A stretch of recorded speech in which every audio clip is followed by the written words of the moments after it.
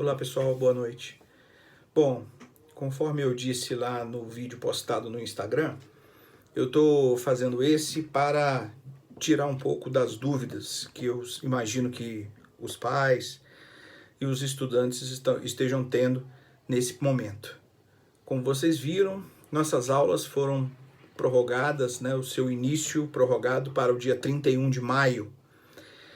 Estava previsto para voltar agora dia 5 de abril, mas devido à situação de saúde pela qual vivemos, é mais prudente mesmo que mantenhamos este isolamento social, especialmente o isolamento nas escolas, em que nós sabemos que o contato, o número de pessoas, professores, alunos, pais, servidores, o número é muito grande.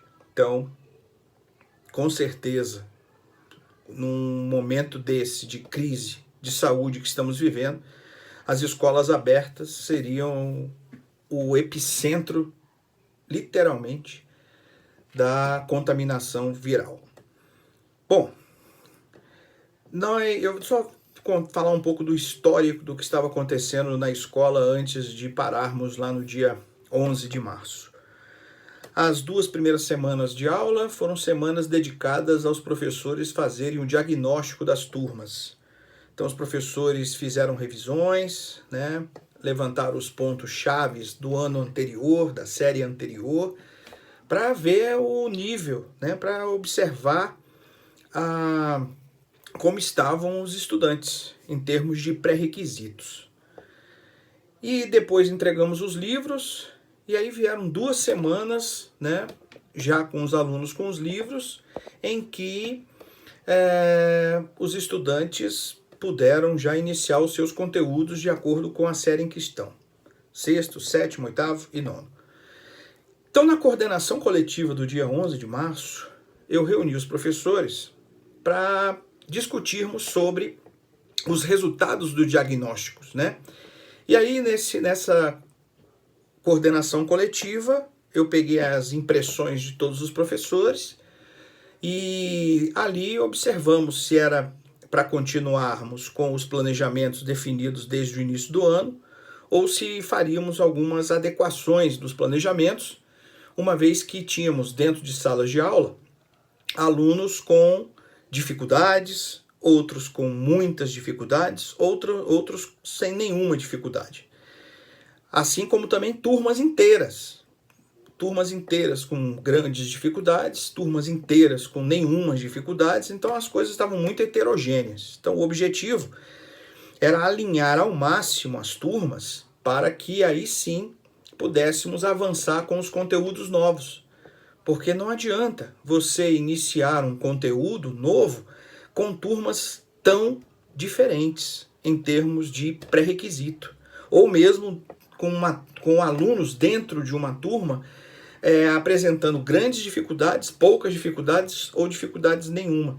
Então o objetivo é você equilibrar, para aí sim avançar com o conteúdo, uma vez que essa é a nossa lógica. A nossa lógica é uma lógica de aprendizagem. Não adianta fingirmos que estamos ensinando para os alunos fingirem que estão aprendendo. Aí não adianta, Nós efetivamente temos que trabalhar com as intervenções. E essas intervenções são fundamentais serem feitas, obviamente, naquela relação presencial, aluno-professor. Por isso é que as videoaulas, elas devem obedecer mais um caráter de revisão, mais um caráter de complementação do que propriamente de iniciar conteúdo novo.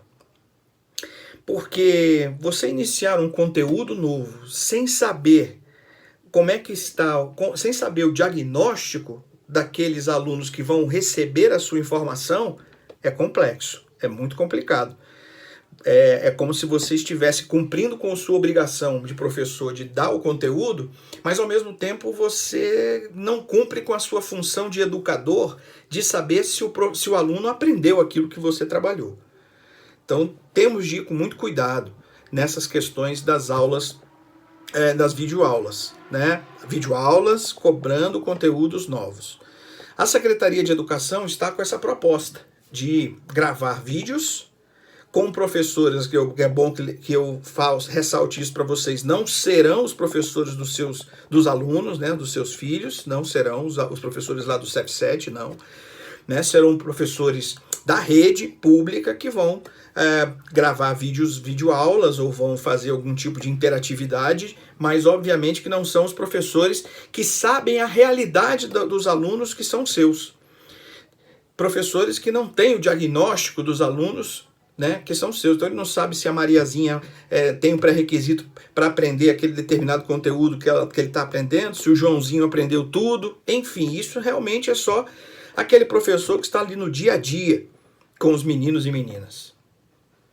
E também é bom pontuar que os nossos professores, ou mesmo nós da direção, etc., nós não recebemos nenhum tipo de treinamento até então para lidar com essas aulas que eles estão dizendo. Então, por isso que eu acho que deve ser uma coisa mesmo de cima para baixo, ou seja, da Secretaria de Educação diretamente com os estudantes, sem passar por cada uma das escolas.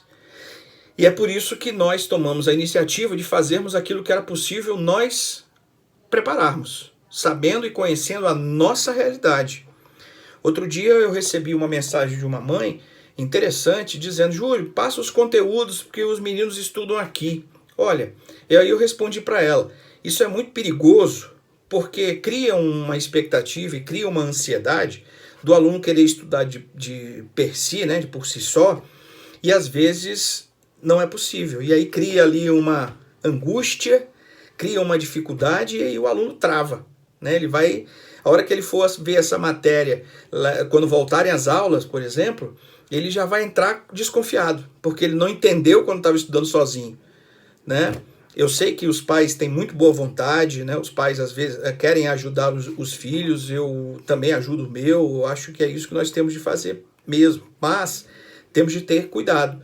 A educação é uma cirurgia mesmo, é um corpo, é ali para você fazer uma cirurgia, você não, dependendo do que você corta, pode ser fatal, tá? Sem exagero.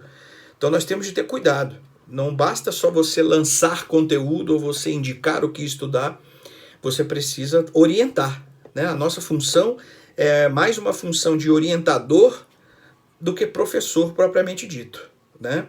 Orientamos e ensinamos. Aí formamos o aspecto educador, ok? Esse é o cerne da questão. O educador é esse, que prepara o aluno para aquilo que vai ser ensinado, certo? E é isso que nós tentamos fazer cada vez mais lá no nosso CEP7 de Brasília.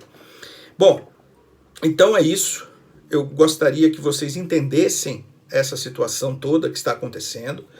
Vamos nos manter alertas, né? São 2 meses parados, ou 2 meses e meio parados, mas nós estamos tentando fazer com que os alunos mantenham aquela chama acesa, aquela chama da responsabilidade, sabendo que vai passar, esse momento vai passar, e nós vamos voltar à escola, vamos voltar a estudar, e eles precisam estar ali, não no ritmo acelerado que já deveriam estar agora, que estaríamos encerrando o primeiro bimestre, porque vai começar tudo de novo, mas eles precisam estar ligados de que a escola vai voltar e eles precisam estar preparados para o retorno, tá?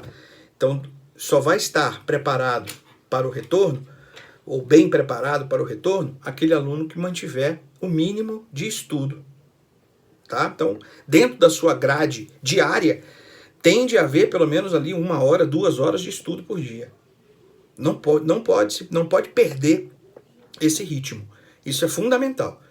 Aquele aluno que ao retornar tiver bem preparado para absorver os conhecimentos que vão ser ensinados pelos professores, vão sair na frente. E para ter essa preparação, para ter esse espírito de conhecimento, o aluno não pode perder o foco, tá? Não pode perder o foco. Brinquem, joguem, leiam, mas também estudem. Não pode perder esse ponto do estudo, ok?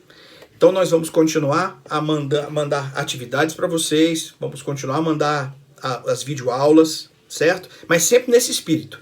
As videoaulas, elas deverão ter esse espírito, essas videoaulas que a escola está mandando, deve ter esse espírito mesmo de manter vocês acesos, né? Manter vocês focados em estudar.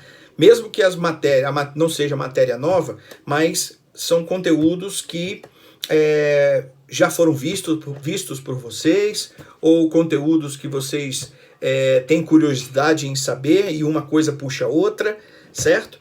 Então é importante, o professor sempre retorna, fala alguma coisa do passado. Por exemplo, quando eu for dar a aula daqui a pouco, eu vou divulgar para vocês da Primeira Guerra ou da Segunda Guerra Mundial, eu vou sempre puxar algo que aconteceu lá no século XV, no século XIV, ou seja, Primeira Guerra e Segunda Guerra é conteúdo de 9º ano, mas inevitavelmente a Primeira Guerra e a Segunda Guerra Mundial têm alguma correlação com algo que aconteceu lá no século XV.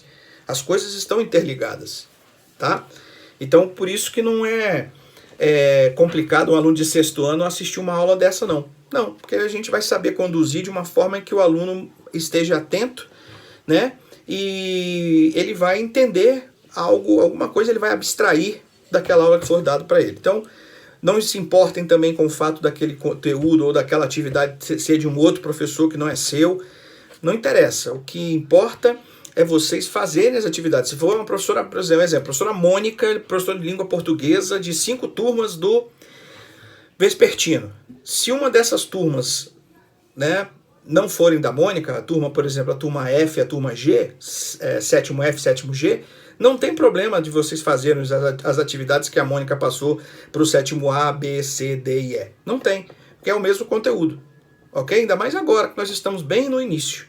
Eu estou dizendo que é o mesmo conteúdo porque eu sei exatamente como é que está organizado a programação dos professores. Então, eu posso dizer categoricamente para vocês que o alinhamento está mesmo no começo.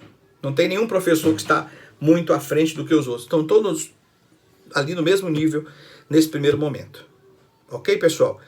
Espero que tenha ficado claro. Qualquer dúvida, deixa aqui, né, embaixo nos comentários, que aí a gente responde. Obrigado.